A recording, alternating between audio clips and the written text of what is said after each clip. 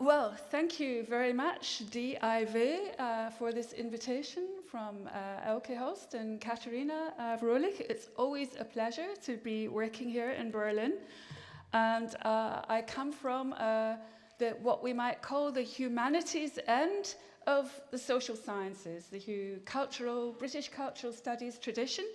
And so the work and the research that I'm referring to today takes a distinctively qualitative feel. It's all very much based on interviews, observation, and ethnographic studies. Today, the lecture I'm going to give very briefly is in 3 parts.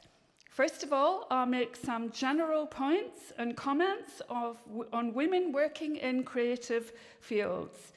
Then I look in a little bit more detail at existing research on gender pathways and gender experience in these sectors. And then I finish off with 2 concepts that I think we need to criticize and to unpack and to attempt to transform the existing gender relations in this sector of the creative industries. So, okay, let me start. Just 3 or 4 years ago, before the Me Too movement, I was with a friend in the King's Place Performance Centre, Music Centre, King's Cross, London. And as I was leaving the venue, a photographer pushed me to the side with my friend and other members of the public to make a space. And there was a young woman with a violin and with a very short dress who was obviously being part of a promotional fashion shoot for her music. And the photographer asked her then to lie on the ground. And the young woman lay on the ground, and then he ushered her to make a sexy pose with her violin, lying on the ground, and we all had to walk around this woman. Now, this to me was just 2 or 3 years ago. And of course, as a feminist social scientist, I first of all wanted to address the young woman and say, for goodness sake, you really don't have to do this. However, existing research by my colleague Christina Scharf on classical music, women classical musicians shows this sense of compliance. And so the young woman would probably have, as the phrase is, shrugged it off. Or she would have said, but it's my own personal choice. If I had spoken to the young man and said, for goodness sake, this is sexism, he would probably have said, an older feminist with no sense of humor. So, for all of these reasons, I said nothing, and I just turned to my friend and said, this is so terrible. As it happens, a younger colleague in London carried out some research in 2010, same kind, this period, I want to say the period today between 2008 and 2015 is really crucial. So Kim Allen was studying internships in the creative sector. And she interviewed young women who all had taken up internships in the film sector, in the TV sector. And what she discovered was that they said it's very hard to speak out.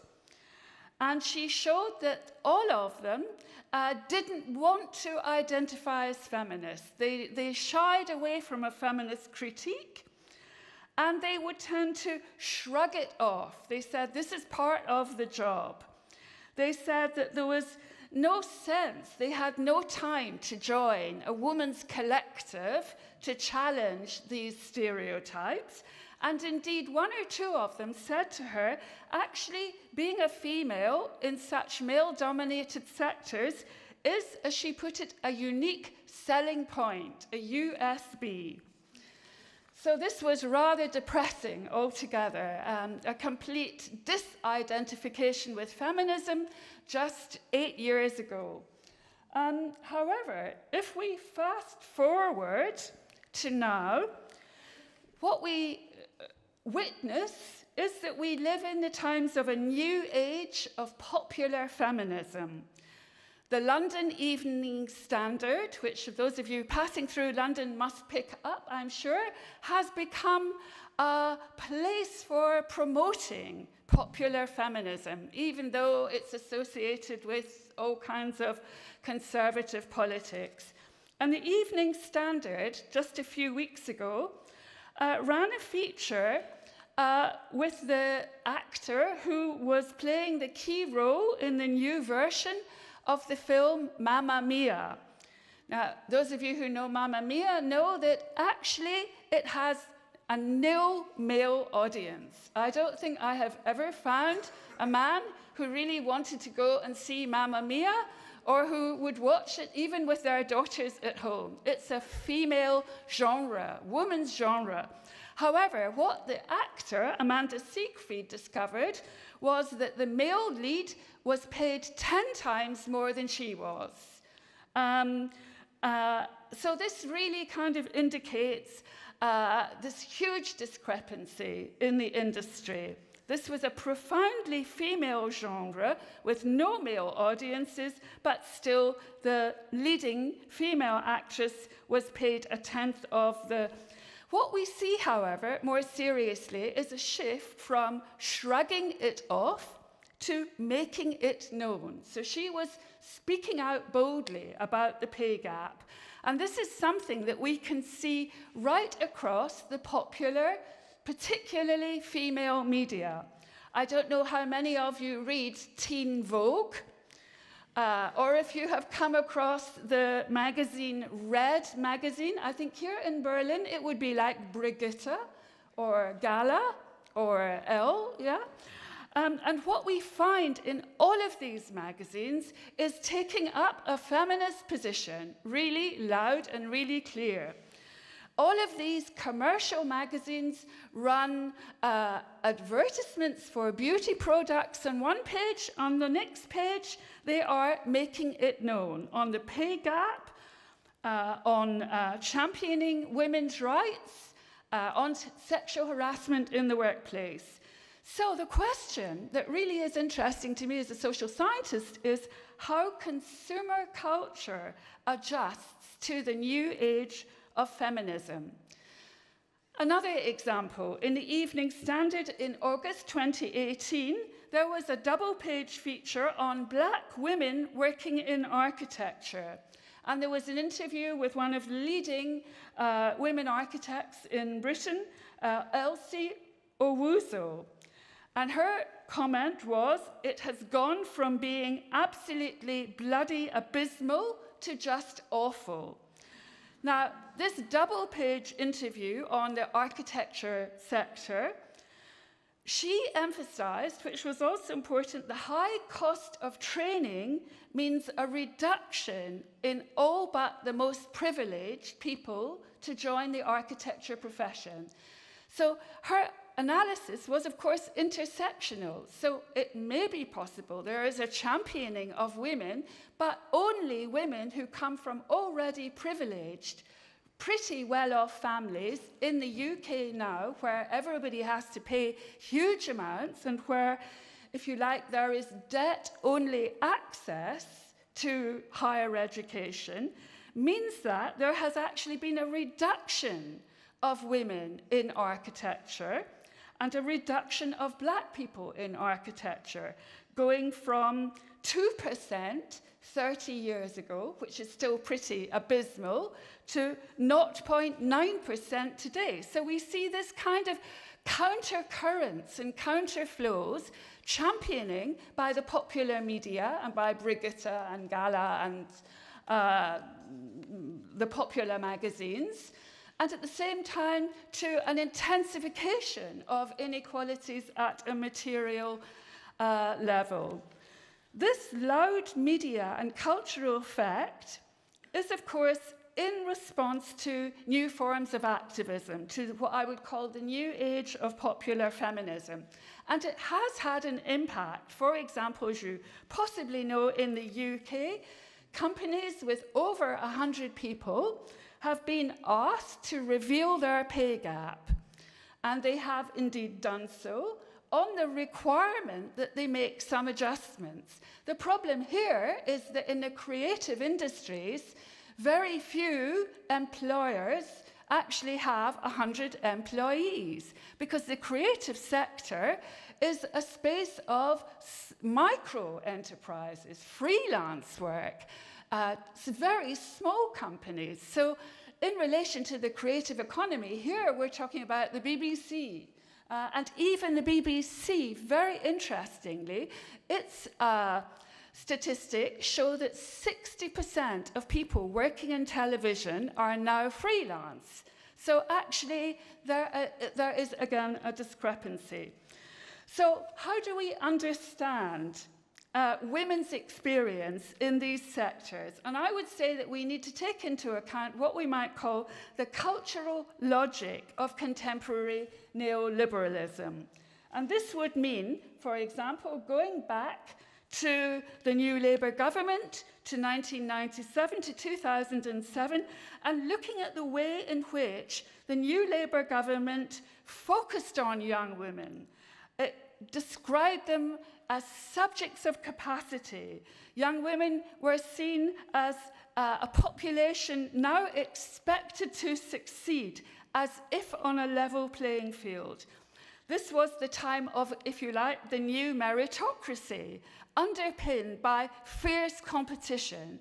So young women were selected out in schools, given all kinds of support and mechanisms, but to enter a new modern work society completely predicated around heightened competition and heightened inequalities.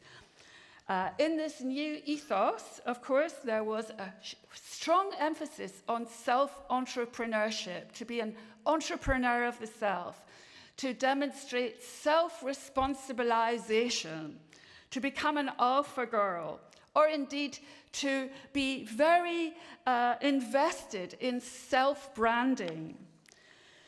This neoliberalism, dominated and directed by New Labour, also permitted large corporations to develop a social dimension. And so if we look at companies like Nike, if we look at beauty companies like Dove, we see they all became champions of girls. Yes, this was one of the defining features of the way in which corporate consumer culture took up the issue of gender, to be a champion of young women. In the public sector and in education, it did indeed mean absolute gains. It meant what Sabine Hart has referred to as female success. The problem then we see is a dislocation and an imbalance between education and higher education and then the world of work. And this really produces a profound imbalance.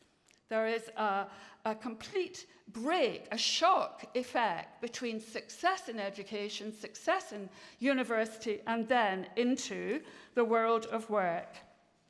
In the creative industries, we see that these sectors have been foregrounded by politicians as a future growth sector. But they have also become laboratories for precarious work. They have become experimental locations for developing what Ulrich Beck called the brave new world of work, work that is heavily individualized, deregulated, and so on. Increasingly precarious, short-term underemployment, self-entrepreneurship, but made very exciting and enticing through the idea of the talent-led economy. And what we see here, however, is a huge flow-in of young women. Now, I'd like you to, perhaps, many people have already been thinking, how does this work in Germany? How does it work in the museum sector? How does it work in publishing? How does it work in fashion design? How does it work in theatre arts and in media and communications? We might even ask, can there be gender mainstreaming in a freelance startup world? This would be a question I would very much like to follow up. Can, for example, fashion designers here in Berlin with their own micro enterprises, can they take paid maternity leave? Do they have a pension plan? What is their pension future? The creative economy in the UK is now less promoted, it's less celebrated than it was in the days of Tony Blair. There is not so much expectation that it is going to be the future for prosperity, but it is embedded and it is embryonic. And what we also find is that there is a spillover from the creative sector into the service sector. The new service sector begins to merge with the creative sector, so that the service sector comes to be associated with all kinds of creativity, where actually those who are working in the service sector are working either in call centers or in coffee shops. So this is, if you like, the longer-term outcome of the creative economy in the UK. Okay, these slides here I flag up because one way in which the BBC has adjusted to the new age of feminism is again by becoming a champion of women. So we see a lot of emphasis on imagery and on, if you like, kind of promotional discourse. We are a champion of women. As a response to long-term, incredible gender gaps and discrepancies right across the sector. The BBC has been running a campaign called Amazing Women, women's voices across the BBC. We can also see this new age of popular feminism emerging in all kinds of articles and exhibitions about Frida Kahlo, for example. Everywhere you look in the UK media, somebody is being a champion of women. And of course, to academics like myself, the question is, well, like, let's actually really try and find out what's happening and what's going on beneath this promotional discourse. And thankfully, in the last few years, several of my colleagues have been doing this kind of qualitative work in the creative industries. And what they all would agree is that the cultural and creative industries are laboratories for workplace neoliberalism. For example, one quotation in the skill set study said, "I dream about having sick pay, never mind maternity pay." Going back to Christina Scharf, who I mentioned at the very beginning, her study of classical musicians in London and Berlin produced very interesting results. She found that women were represented 1 to 50 in conducting. She found that 93% of musicians, self-identified classical musicians, were white. And she also found, of course, that there were profound class advantages coming from a musical family. So her intersectional account also shows the way in which gender gaps and discrepancies are also interlaced with other factors. I think in her study, in her interviews, there were absolutely no Black or ethnic minority musicians. She also found in her study that the young women, classical musicians, all had absolutely absorbed this self-entrepreneurial ethos. Yeah? They said, we have to self-promote, we object to sexualization, but it's part of the job. So going back to the young woman who had to lie on the floor, she would have been one of the young women who said, I have to shrug it off, it's part of the job. However, she also found that they were very worried, very stressed, and very self-blaming. They felt that they would be letting themselves down if they failed to make the grades. So this ethos of success was completely embodied all the way through.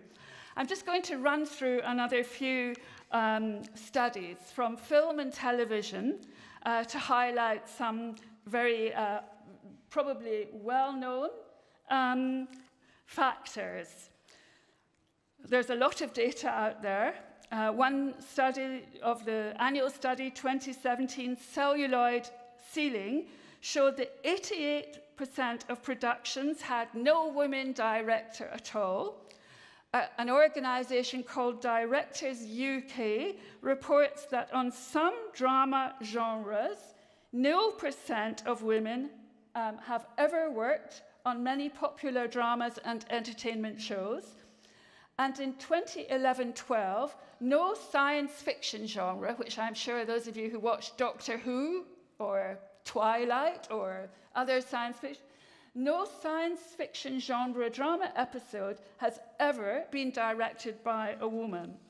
In a government-funded study by my colleague Dave O'Brien, something called the Panic Report, he commented that where the image of the creative sectors was exciting, was cool, was liberal, defined by liberal values, yet there are multiple areas of exclusion.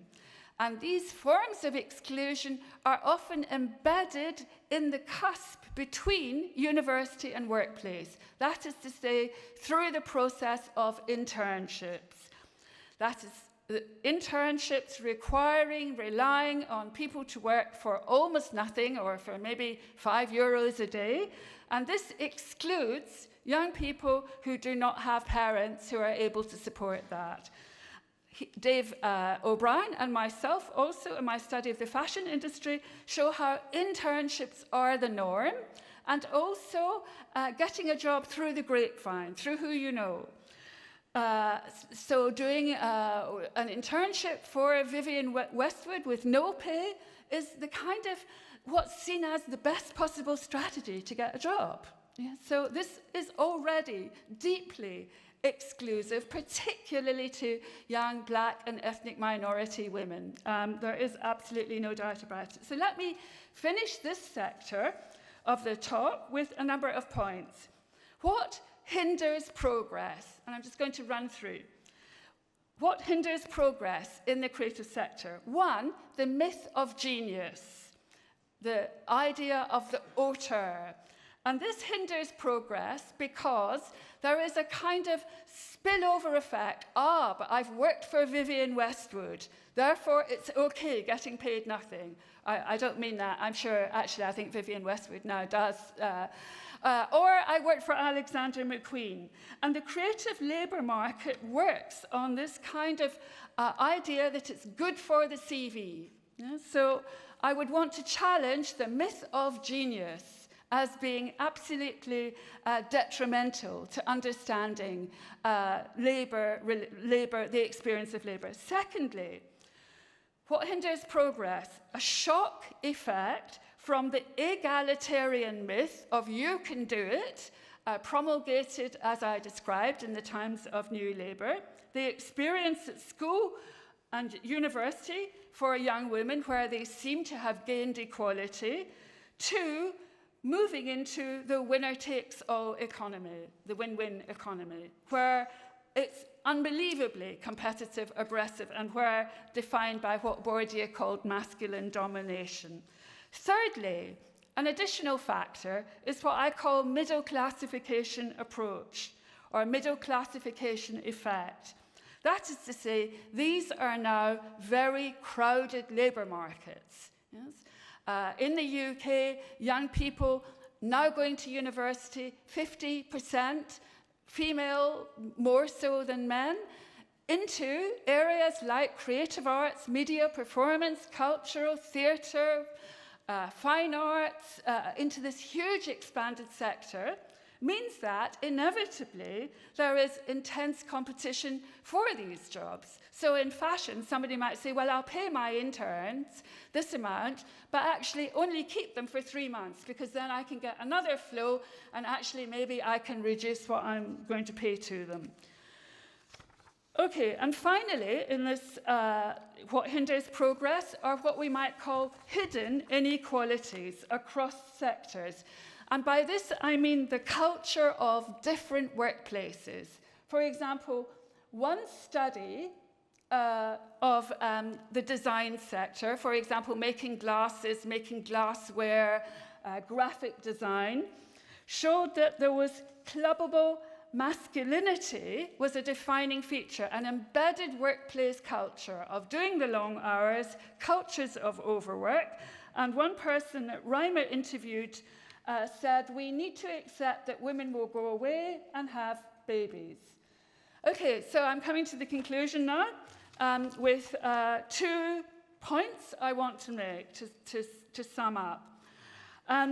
I would say that if we want to try and make sense of these patterns of exclusion, of intersectional, structural inequalities, it's worth spending some time interrogating 2 points or 2 concepts. One concept is what I call the creativity dispositif.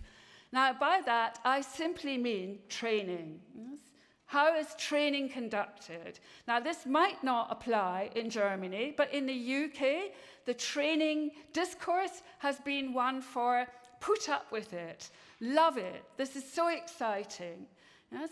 So the training process in the UK has often encouraged young women not to be critical, but to be compliant. So this, by the creativity discourse, I mean toolkits, modules, and in a sense, it means a business studies approach. Yeah? So it's the management schools that I would want to be critical of.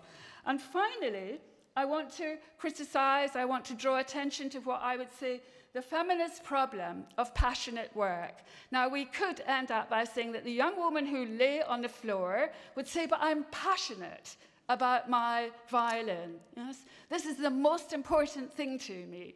And what I've argued elsewhere is that with this new age of feminism, with young women coming forward, what we see is a displacement of romance from romance being defined in terms of a partnership or a boyfriend or a girlfriend to the romance of work. And so I want to argue that it's very important to critique the ethos of passionate work. And actually, one of the colleagues that I work with here in Berlin, the film director, I think she's here, Tatjana Taransky, has made 2 wonderful films, both of which do just what I would advocate. One film is called Eine flexible Frau. I think it's from 2009. And the more recent one is her film about the sex industry here in Berlin. I think Tatjana is here, where she wonderfully has a narrative of 3 generations. An older woman making a living through piano teaching without a pension, one would guess. Yes? Her daughter working in the sex industry, but really wanting to be an actor. So going between the sexes. And the little daughter, who the grandmother looks after, really kind of developing an interest to become Germany's next top model. Okay, thank you.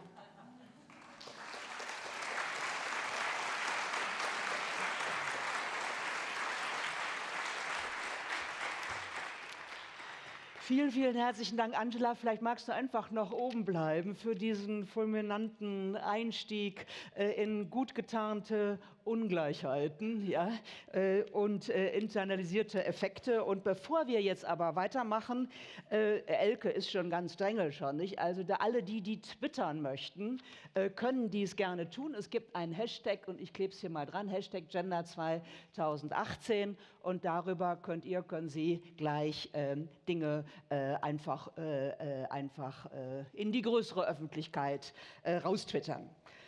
Jetzt gucke ich mal, Angela, hier mit dem Einstieg unser Publikum. Ich guck mal gleich, also es gibt jetzt die Möglichkeit, Fragen zu stellen, zu kommentieren, eigene Dinge beizutragen. Hier vorne ist eine Meldung, es gibt Menschen mit Mikrofon, und seien Sie doch so nett und sagen einfach Ihren Namen und Ihre Funktion und Ihre Frage.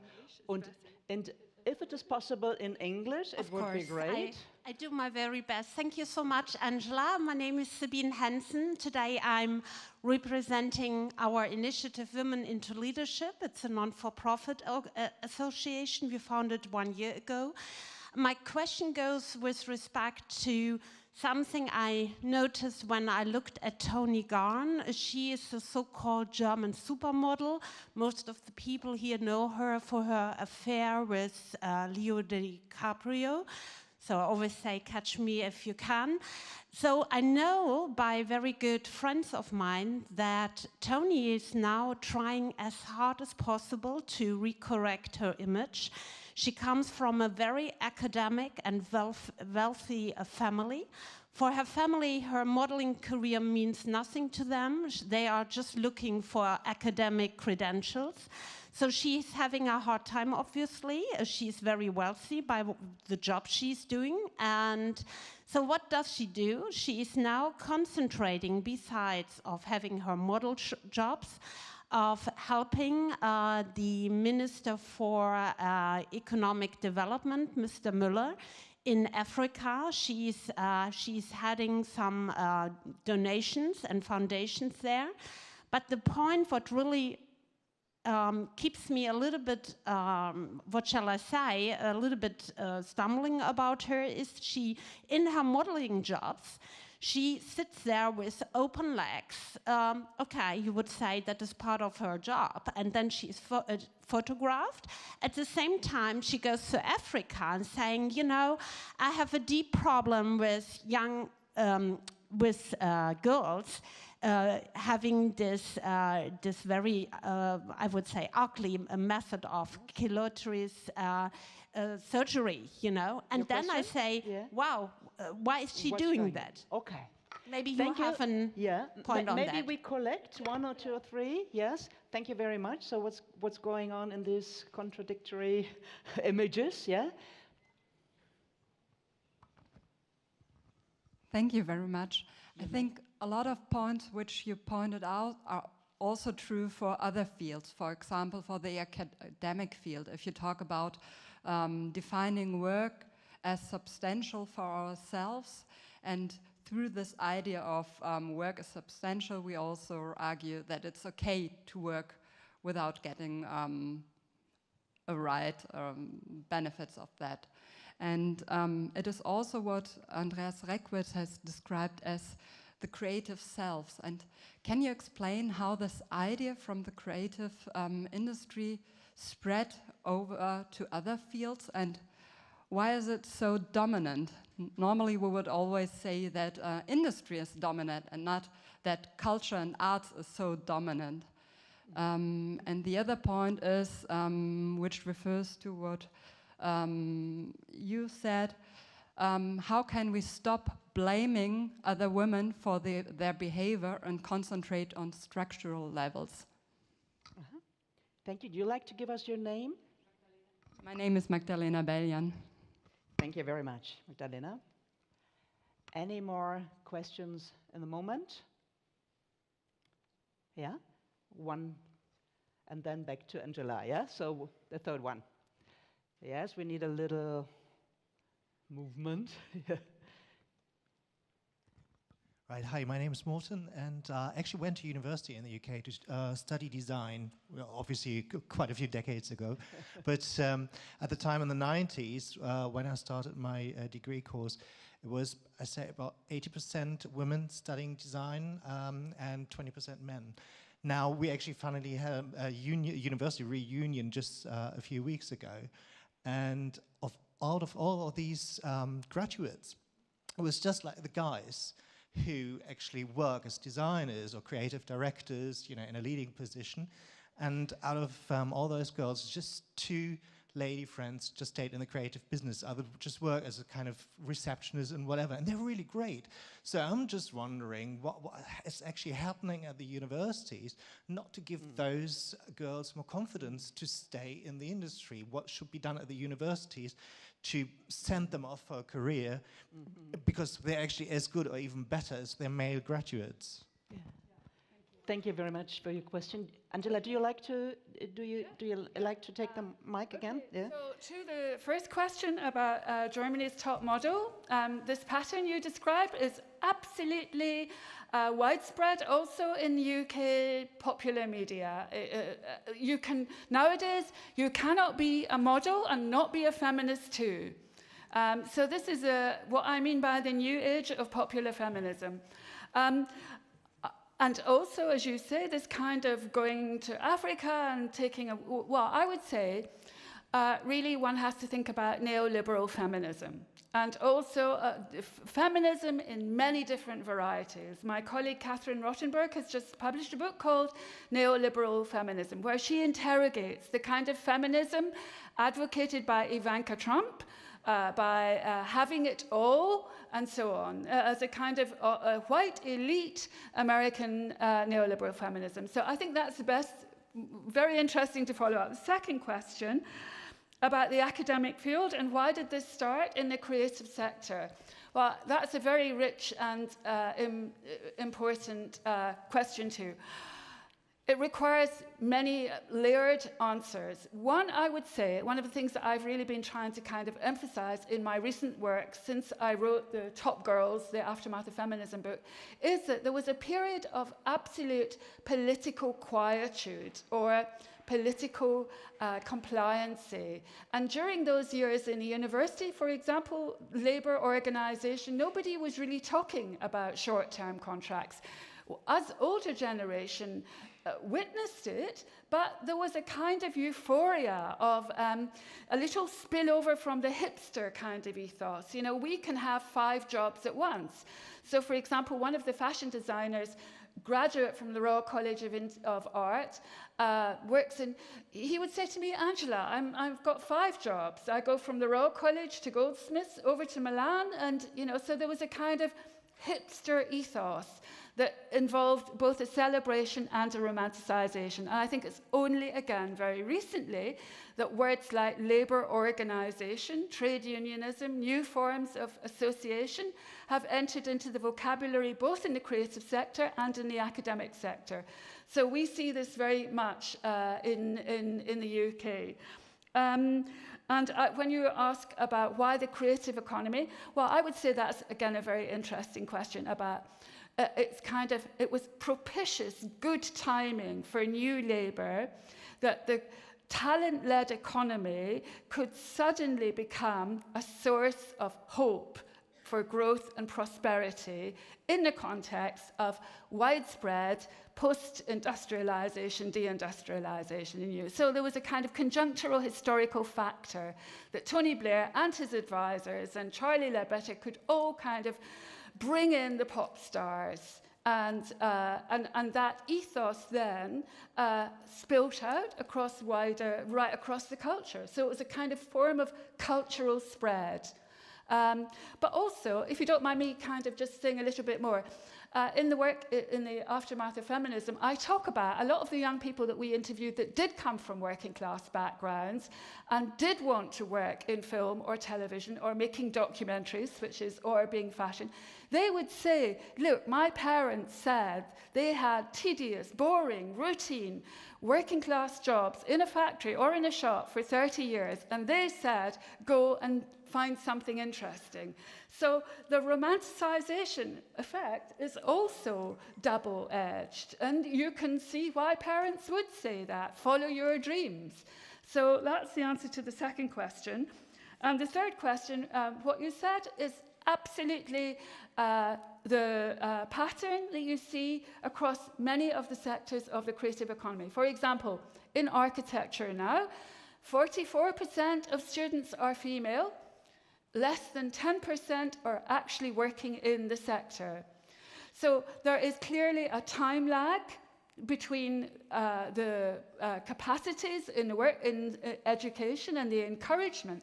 So I think my answer to your question really is to inspect the pedagogies that are the official curriculum in the art schools, in the design schools, in the architecture schools. It may be a lot more boring to talk about labor. It might be more disenchanting, de-romanticized, but it might also provide younger women with a better set of tools. In the UK, we're all told that we have to think about employability. And in a very kind of fast world, it's very easy to say employability, oh, just go along and smile, you know? The smile economy. And that, of course, itself produces already a gender-segregated labour market. But thank you for your point. Okay.